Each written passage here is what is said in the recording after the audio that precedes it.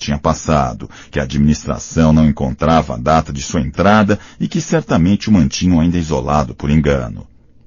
Sua mulher, que já saíra há algum tempo, protestara na prefeitura, onde tinha sido mal recebida e onde lhe tinham dito que nunca havia enganos. Rie fez Rambert intervir e alguns dias depois viu chegar o Sr. Otton. Houvera com efeito o engano e Rie indignou-se um pouco por isso. Mas o Sr. Otton, que tinha emagrecido, levantou uma mão mole e disse, medindo as palavras, que todos podiam enganar-se. O médico pensou apenas que qualquer coisa mudara. O que vai fazer, senhor juiz? Os seus processos esperam-no, disse Rie. Não, respondeu ele, queria tirar uma licença. Na verdade, precisa de repouso. Não é isso, queria voltar para o campo de isolamento. Rie admirou-se, mas acaba de sair de lá? Não expliquei bem. Disseram-me que havia voluntários da administração no campo. O juiz rolava um pouco os olhos redondos e tentava baixar um tufo de cabelos. Sabe, teria uma ocupação. E depois parece bobagem dizê-lo, mas eu me sentiria menos afastado do meu garoto. Rie olhava para ele. Não era possível que naqueles olhos duros e vazios se instalasse subitamente uma suavidade. Mas eles tinham se tornado mais brumosos, tinham perdido a pureza de metal. Certamente, disse, vou tratar disso, já que assim o deseja. De fato, o médico tratou do caso e a vida da cidade empestada retomou seu ritmo até o Natal. Torrot continuava a passear por toda a parte a sua tranquilidade eficiente. Rambert confidenciou ao médico que tinha estabelecido, graças aos 2 guardas seus conhecidos, uma espécie de correspondência clandestina com a mulher. Recebia uma carta de tempos em tempos. Ofereceu a Rie fazê-lo beneficiar-se do seu sistema e este aceitou. Escreveu pela primeira vez desde há longos anos, mas com enorme dificuldade. Havia uma linguagem que ele perdera. A carta partiu. A resposta demorava a vir. Pelo seu lado, Cottard prosperava e as suas pequenas especulações enriqueciam-no. Quanto a Grande, o período das festas não lhe devia ser favorável. O Natal daquele ano foi mais a festa do inferno que a do Evangelho. As lojas desertas e privadas de luz, os chocolates falsos ou as caixas vazias nas vitrines, os bondes carregados de rostos sombrios, nada lembrava os natais passados. Nesta festa em que toda a gente, rica ou pobre, se juntava outrora, já não havia lugar senão para alguns prazeres solitários e vergonhosos que os privilegiados se ofereciam a preço de ouro no fundo de uma loja sórdida. Mais que de ações de graças, as igrejas estavam cheias de lamentos.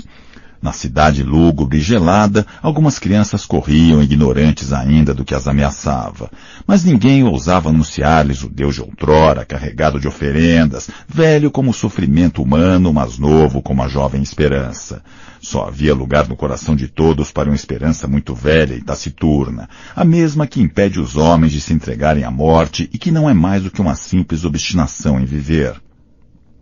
Na véspera, Grande tinha faltado ao encontro. Rie, inquieto, passara em sua casa de manhã cedo sem encontrá-lo. Todos haviam sido alertados. Por volta das 11 horas, Rambert veio ao hospital dizer ao médico que tinha avistado Grande longe, vagando pelas ruas com o rosto desfigurado. Depois perdera-o de vista. O médico e Torrot partiram de automóvel à sua procura. Ao meio-dia, hora gelada, o médico que saíra do carro olhava de longe Grande, quase colado a uma vitrine cheia de brinquedos grosseiramente esculpidos em madeira. Pelo rosto do velho funcionário as lágrimas corriam sem interrupção.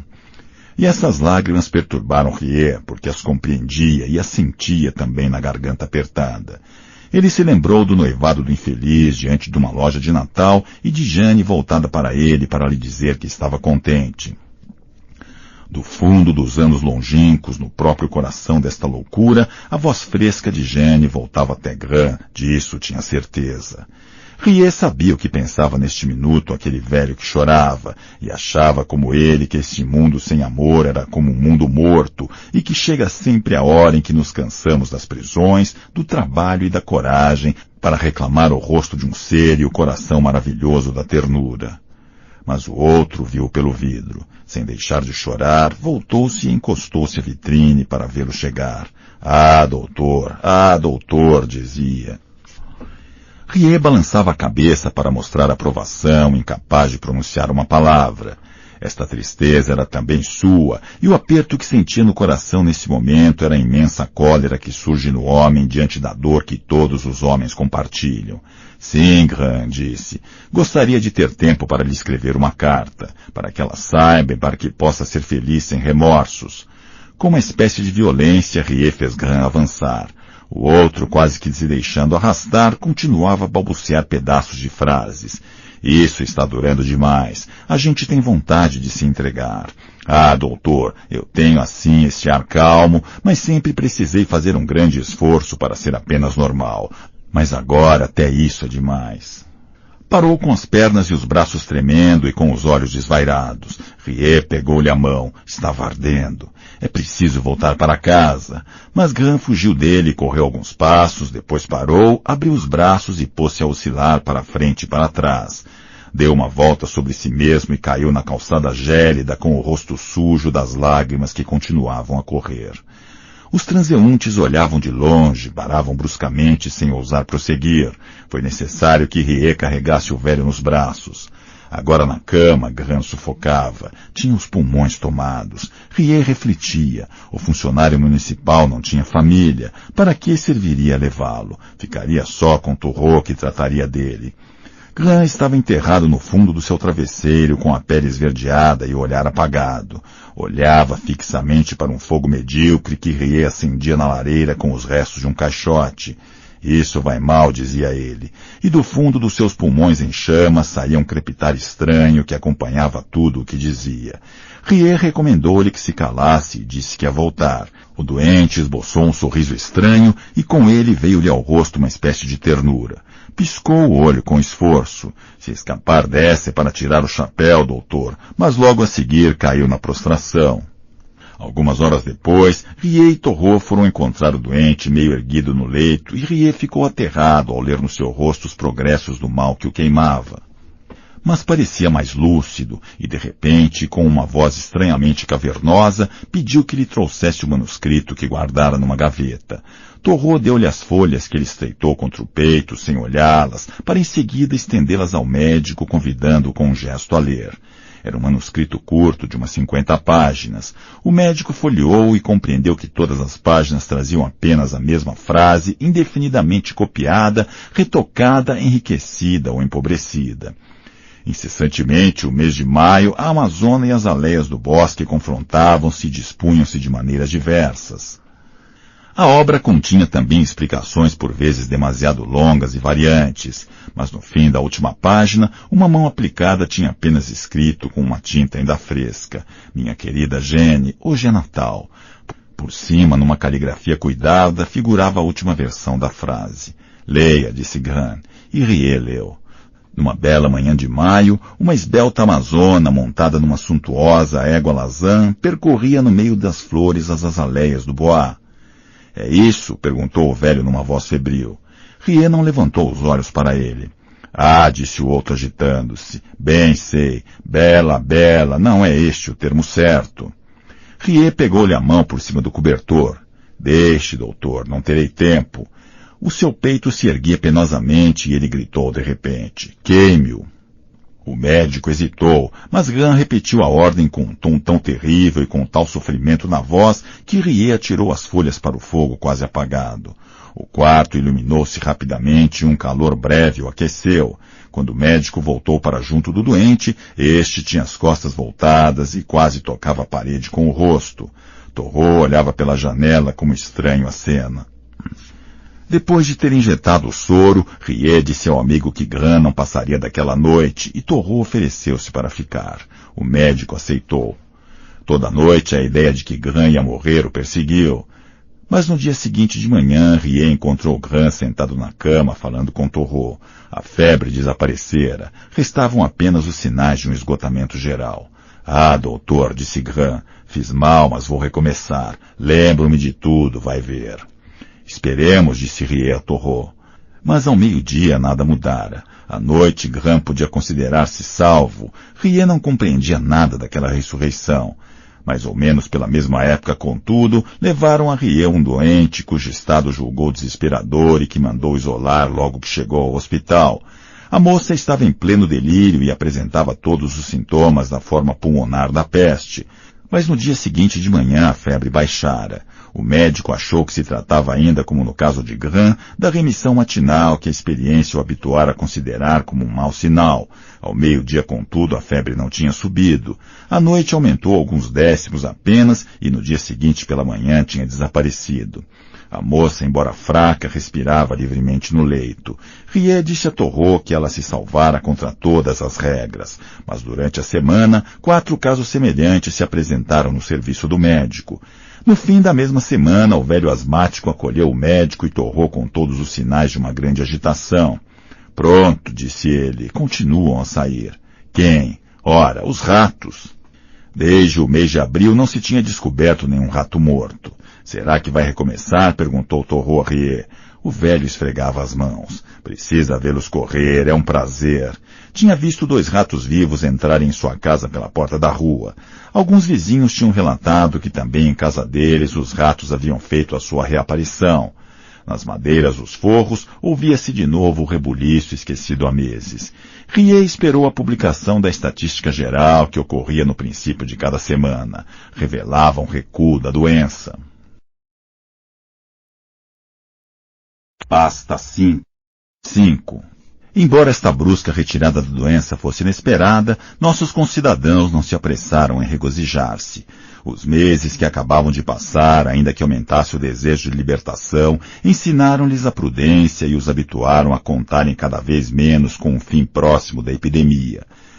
No entanto, este fato novo corria de boca em boca, e no fundo dos corações agitava-se uma grande esperança inconfessada. Todo o resto passava para segundo plano. As novas vítimas da peste pesavam bem pouco junto a este fato enorme. A estatística tinha baixado. Um dos sinais de que o tempo de saúde, sem ser abertamente esperado, era no entanto aguardado em segredo, foi os nossos concidadãos falarem espontaneamente a partir desse momento, embora com ares de indiferença, da maneira pela qual a vida se reorganizaria depois da peste.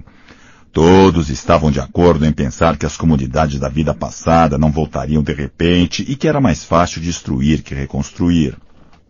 Considerava-se apenas que o reabastecimento podia ser um pouco melhorado e que deste modo se ficaria livre da preocupação mais premente. Na verdade, porém, sob estas observações anódinas, ao mesmo tempo uma esperança insensata se desenfreava a tal ponto que nossos concidadãos às vezes tomavam consciência disso e afirmavam então com precipitação que em todo caso a libertação não era para o dia seguinte. E na realidade a peste não parou no dia seguinte, mas aparentemente enfraquecia mais depressa do que se teria podido razoavelmente esperar. Durante os primeiros dias de janeiro, o frio instalou-se com uma persistência inusitada e pareceu cristalizar-se por cima da cidade, e contudo, nunca o céu tinha estado tão azul. Durante dias inteiros, seu esplendor imutável e gelado inundou a nossa cidade de uma luz ininterrupta. Neste ar purificado, a peste em 3 semanas e em quedas sucessivas pareceu esgotar-se nos cadáveres cada vez menos numerosos que alinhava. Perdeu num curto intervalo quase a totalidade das forças que levara meses para acumular. Ao vê-la liberar presas já marcadas como Gran ou a moça de Rie, exacerbar-se em certos bairros durante 2 ou 3 dias enquanto desaparecia totalmente de outros, multiplicar as vítimas na segunda-feira e na quarta deixá-las escapar quase todas. Ao vê-la assim esbaforir-se ou precipitar-se, dir-se-ia que ela se desorganizava por enervamento e cansaço, que perdia ao mesmo tempo o domínio sobre si própria e a eficácia matemática e soberana que constituíra sua força. O soro de Castel conhecia subitamente uma série de êxitos que lhe haviam sido recusados até então. Cada medida tomada pelos médicos e que anteriormente não dava nenhum resultado, parecia de repente acertar em cheio. Parecia que a peste, por sua vez, estava acuada, e que sua fraqueza súbita fazia a força das armas embotadas que lhe tinham até então oposto. Apenas uma vez ou outra a doença se animava, e numa espécie de sobressalto cego, levava 3 ou 4 doentes cuja cura era esperada. Foram os azarentos da peste, aqueles que ela matava em plena esperança. Foi o caso dos Luiz Otton, que tiveram de evacuar do campo de quarentena, e Torrot disse a seu respeito que, na verdade, não tinha tido sorte, sem que se pudesse saber se ele pensava na morte ou na vida do juiz.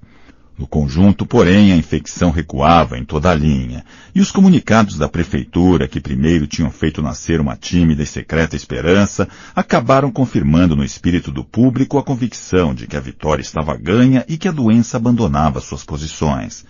Na verdade, era difícil decidir que se tratava de uma vitória. Era-se apenas obrigado a verificar que a doença partia como viera. A estratégia que se lhe opunha não tinha mudado, ineficaz ontem e hoje aparentemente feliz. Tinha-se apenas a impressão de que a doença se esgotara por si própria, ou talvez de que se retirava depois de ter alcançado todos os seus objetivos. De qualquer maneira, o seu papel acabara.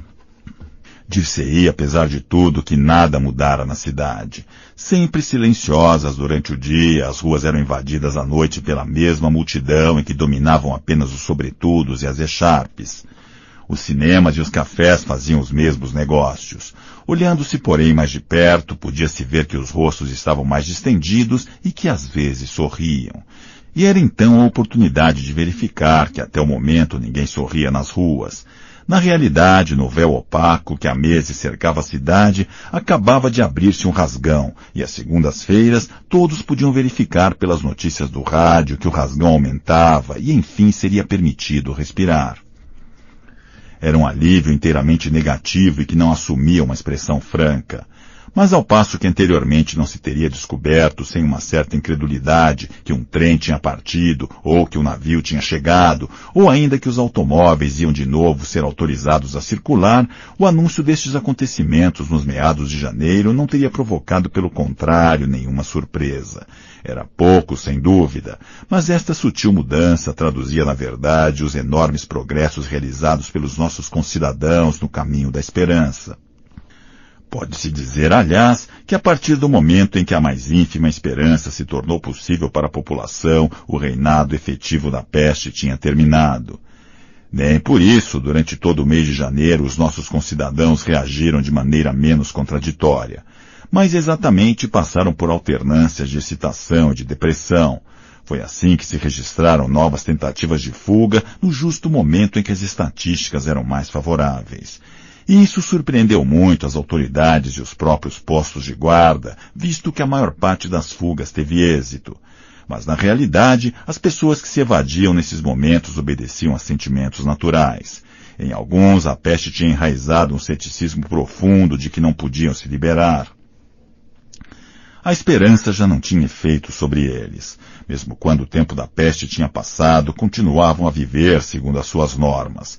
Estavam atrasados em relação aos acontecimentos.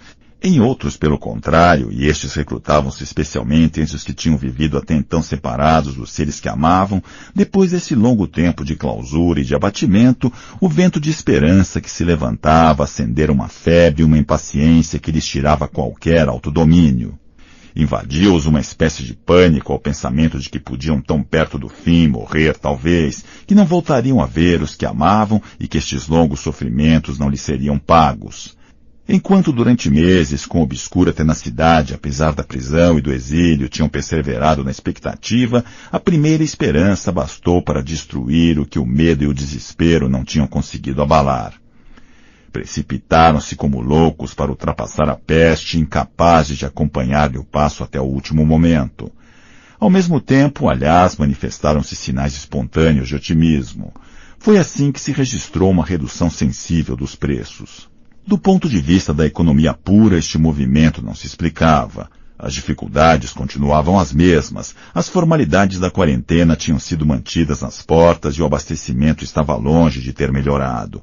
Assistia-se, portanto, a um rendimento puramente moral, como se o recuo da peste repercutisse por toda a parte. Ao mesmo tempo, o otimismo dominava aqueles que viviam antes em grupos e que a peste tinha obrigado à separação. Os 2 conventos da cidade começaram a reconstituir-se e a vida comum pôde recomeçar. O mesmo aconteceu com os militares que se juntaram de novo nos quartéis livres e retomaram a vida normal da guarnição. Estes pequenos fatos eram grandes indícios. A população viveu nesta agitação secreta até 25 de janeiro. Naquela semana, as estatísticas desceram tanto que, após consulta à comissão médica, a prefeitura anunciou que a epidemia podia considerar-se erradicada. O comunicado se acrescentava, é bem verdade, que por espírito de prudência que não podia deixar de ser aprovado pela população, as portas da cidade continuariam fechadas durante mais 2 semanas e as medidas profiláticas seriam mantidas por mais um mês. Durante este período, ao menor sinal de que o perigo podia recomeçar, o status quo devia ser mantido e as medidas prolongadas. Todos, no entanto, concordariam em considerar esses adiamentos como cláusulas de estilo, e na noite de 25 de janeiro, uma alegre agitação encheu a cidade.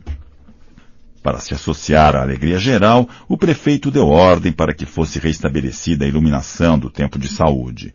Nas ruas iluminadas, sob um céu frio e puro, os nossos concidadãos espalharam-se então em grupos risonhos e barulhentos. Naturalmente, em muitas casas as persianas continuaram fechadas e famílias passaram em silêncio esta vigília que outros encheram de gritos.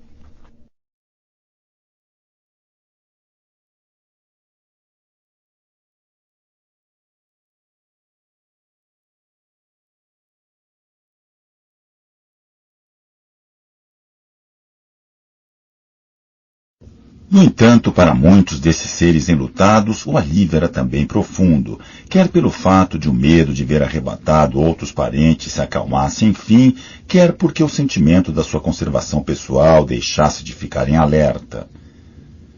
Mas as famílias que deviam ficar mais estranhas à alegria geral foram sem dúvidas que nesse mesmo momento tinham um doente se debatendo contra a peste no hospital e que nas casas de quarentena ou em suas próprias casas esperavam que o flagelo acabasse verdadeiramente com eles como tinha acabado com outros. Essas concebiam, é claro, a esperança, mas faziam dela uma provisão que guardavam de reserva e proibiam-se de se servir dela antes de terem realmente esse direito. E esta expectativa, esta vigília silenciosa, situada entre a agonia e o júbilo, parecia-lhes ainda mais cruel em meio ao regozijo geral. Mas estas exceções não tiravam a satisfação dos outros. Sem dúvida, a peste não tinha ainda acabado e viria a prová-lo. No entanto, já em todos os espíritos, com algumas semanas de antecedência, os trens partiam apitando sobre as intermináveis vias férreas e os navios sulcavam os mares luminosos. No dia seguinte, os espíritos estariam mais calmos e as dúvidas renasceriam. No momento, porém, a cidade inteira animava-se e abandonava os lugares fechados, sombrios e imóveis, onde atirava suas raízes de pedra e punha-se, enfim, em marcha com a sua carga de sobrevivência. Nesta noite, Torrô e Rie, Rambert e os outros caminhavam no meio da multidão e também eles sentiam faltar-lhes o chão debaixo dos pés. Muito tempo depois de terem saído das avenidas, Torrô e Rie ainda ouviam alegria persegui-los na própria hora em que nas ruelas desertas passavam por janelas de persianas corridas. E até por causa de seu cansaço, não podiam separar esse sofrimento que se prolongava por detrás das janelas da alegria que enchia as ruas um pouco adiante. A libertação que se aproximava tinha um semblante mesclado de risos e de lágrimas. No momento em que o rumor se tornou mais forte e mais alegre, Torrô parou. Na rua sombria, uma forma corria célere. Era um gato, o primeiro que se via desde a primavera. Imobilizou-se um momento no meio do asfalto, hesitou, lambeu a pata, passou-a rapidamente sobre a orelha direita, retomou a corrida silenciosa e desapareceu na noite. Torrô sorriu. O velhinho também ficaria contente. Mas no momento em que a peste parecia afastar-se para voltar ao covil desconhecido de onde saíra em silêncio, havia pelo menos alguém na cidade que esta partida lançava na consternação. A acreditar nos cadernos de Torrô, esse alguém era Cotar. A bem dizer, os cadernos tornam-se bastante estranhos a partir do momento em que a estatística começa a baixar. Talvez pelo cansaço, mas o certo é que a letra se torna dificilmente legível e passa-se com excessiva frequência de um assunto para o outro. Além disso, e pela primeira vez, esses cadernos deixam de ser objetivos e dão lugar a considerações pessoais. Encontra-se assim, no meio de longos trechos sobre o caso de Cotar, um pequeno relato sobre o velho dos gatos. A acreditar em Torrot, a peste nunca diminuiria a consideração dele por este personagem que o interessava depois da epidemia como o havia interessado antes, e como infelizmente não poderia mais interessá-lo, embora a sua própria benevolência dele, Torrot, não estivesse em jogo. Porque ele tinha procurado revê-lo. Alguns dias depois da noite de 25 de janeiro, tinha ido postar-se na esquina da pequena rua. Os gatos estavam lá, aquecendo-se nas restas de sol, fiéis ao antigo lugar de encontro. Mas na hora habitual as janelas continuaram teimosamente fechadas. No decurso dos dias seguintes, Torrot nunca as viu abertas. Disto concluíra curiosamente que o velho estava ofendido ou morto. Se estava ofendido, é porque pensava ter razão e que a peste o enganara. Mas se tivesse morrido, era preciso perguntar a seu respeito, como para o velho asmático, se fora um santo. Torrot não achava, mas pensava que havia no caso do velho uma indicação. Talvez, observavam seus cadernos, não se possa atingir senão aproximações de santidade. Nesse caso, seria necessário contentarmos-nos com um satanismo modesto e caridoso. Sempre entremeadas de observações relativas a Cottard, encontram-se também nos cadernos numerosas observações, muitas vezes dispersas, algumas das quais dizem respeito a Gran, agora convalescente e que tinha voltado ao trabalho como se nada tivesse acontecido, e outras evocam a mãe do Dr. Rieu. As poucas conversas que a convivência autorizava entre esta e Torrot, as atitudes da velha senhora, seu sorriso, suas observações sobre a peste, são escrupulosamente anotados. Torrot insistia sobretudo no retraimento da senhora Rieu, na maneira que ela tinha de exprimir tudo em frases simples, no gosto particular que mostrava por certa janela que dava para a rua calma e atrás da qual ela se sentava à noite um pouco reta, com as mãos tranquilas e o olhar atento, até que o crepúsculo invadisse a sala, fazendo dela uma sombra negra na luz cinzenta que avançava pouco a pouco e dissolvia então a silhueta móvel, na ligeireza com que se deslocava de um aposento para o outro. Na bondade de que nunca dera provas precisas diante de Torrot, mas cujo brilho ele julgava ver transparecer em tudo o que dizia ou fazia. No fato, enfim, de que, segundo ele, ela conhecia tudo sem nunca refletir, e com tanto silêncio e sombra, conseguia ficar à altura de qualquer luz, até mesmo a da peste. Aqui, de resto, a letra de Torrot mostrava estranhos sinais de abatimento. As linhas que se seguiam eram dificilmente legíveis e, como para dar uma nova prova desse abatimento, as últimas palavras eram as primeiras que tinham um caráter pessoal.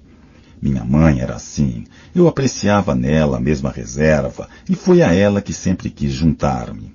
Há 8 anos não posso dizer que ela tenha morrido. Apagou-se apenas um pouco mais que de costume e quando regressei já não estava mais lá. Mas é preciso voltar a Cottard. Desde que a estatística baixara, fizera várias visitas a Rieu, invocando diversos pretextos. Na realidade, porém, pedia sempre a Rieu prognósticos sobre a evolução da epidemia. Acha que ela pode parar assim de repente, sem aviso? Era cético sobre este ponto, ou pelo menos assim o declarava. Mas as perguntas repetidas que formulava pareciam revelar uma convicção menos firme. Por volta de meados de janeiro, Rieu tinha respondido de forma bastante otimista, e a cada vez estas respostas, em vez de alegrarem Cottard, tinham-lhe provocado reações variáveis segundo os dias, mas que iam do mau humor ao abatimento. Seguidamente o médico tinha sido levado a dizer-lhe, a despeito das indicações favoráveis dadas pelas estatísticas, que era melhor não cantar vitória ainda. Em outras palavras, observara Cottard, não se sabe e a coisa pode recomeçar de um dia para o outro. Sim, como também é possível que o movimento de cura se acelere. Esta incerteza inquietante para todos aliviara visivelmente Cottard, e diante de Torrot ele travara com os comerciantes do seu bairro conversas em que tentava propagar a opinião de Rieu. É verdade que não tinha dificuldades em fazê-lo, já que depois da febre das primeiras vitórias, voltara a muitos espíritos uma dúvida que devia sobreviver à excitação causada pela declaração da prefeitura. Cottard tranquilizava-se com o espetáculo desta inquietação, do mesmo modo que de outras vezes também desanimava. Sim, dizia ele a Torrot, vão acabar abrindo as portas, e vai ver, todos vão me abandonar. Até 25 de janeiro, todos notaram a instabilidade de seu caráter. Durante dias inteiros, depois de ter procurado tanto tempo conciliar-se com seu bairro e com seus conhecidos, rompia com eles. Aparentemente, pelo menos, retirava-se então do mundo, e de um dia para o outro punha-se a viver como selvagem. Não o viam no restaurante, nem no teatro, nem nos cafés de que gostava, e, no entanto, não parecia voltar à vida comedida e obscura que levava antes da epidemia. Vivia completamente